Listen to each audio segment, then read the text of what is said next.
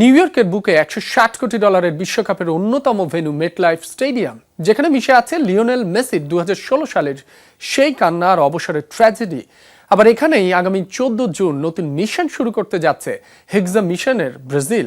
এই মাঠেই পর্দা নামবে এবারের বিশ্বকাপের। নিউ জার্সি এবং নিউ ইয়র্কের স্কাইলাইনের কোল ঘেঁষে দাঁড়িয়ে আছে ডিম্বাকৃতির মেটলাইফ স্টেডিয়াম। 2026 বিশ্বকাপের ফাইনাল সহ মোট 8টি ম্যাচের হোস্ট এই venue. American national football league NFL এর দুই চিরপ্রতিদ্বন্দ্বী দল নিউ ইয়র্ক জায়ান্টস ও নিউ ইয়র্ক জেটসের হোম গ্রাউন্ড হিসেবেই পরিচিত স্টেডিয়ামটি। 2005 সালে নিউ ইয়র্ক জেটস নিজস্ব স্টেডিয়াম বানানোর পরিকল্পনা করে ম্যানহাটনে। সেটি ব্যর্থ হলে পরবর্তীতে 2007 সালে এই দুই চিরপ্রতিদ্বন্দ্বী দল যৌথ উদ্যোগে তৈরি করেন ভেন্যুটি। ফুটবল ইতিহাসে দুই চিরপ্রতিদ্বন্দ্বীর একই হোম ভেন্যুর অনন্য উদাহরণও এটি। কিন্তু একই মাঠে যেহেতু দুই প্রতিদ্বন্দ্বী খেলবে, তাহলে স্টেডিয়ামের রং কি হবে এ নিয়েও চলে তর্কযুদ্ধ।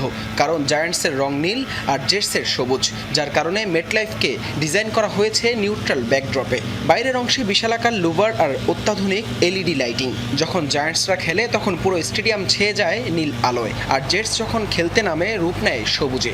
যদিও বিশ্বকাপের জন্য এটি সাজানো হয়েছে একেবারেই ভিন্ন রঙে।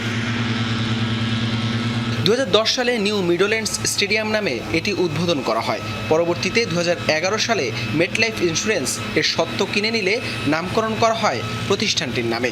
$160 কোটি নির্মিত এই ভেন্যুটি তখন ছিল বিশ্বের সবচেয়ে ব্যয়বহুল স্টেডিয়াম, যার ধারণ ক্ষমতা 82,500 জন। প্রায় 7,000 টন আবর্জনা ও ল্যান্ডফিলের ধ্বংসাবশেষ রিসাইকেল করে ব্যবহার করা হয় এর ভিত্তি তৈরিতে।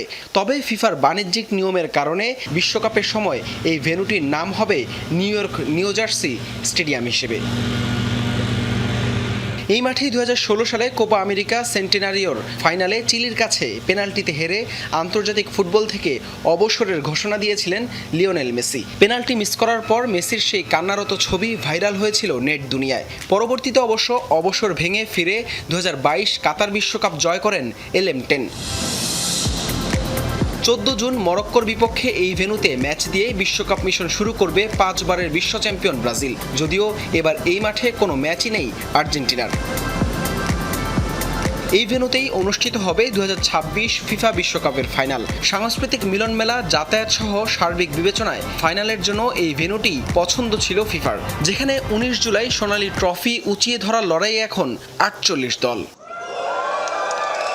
হাসান আল মারুফ, যমুনা স্পোর্টস।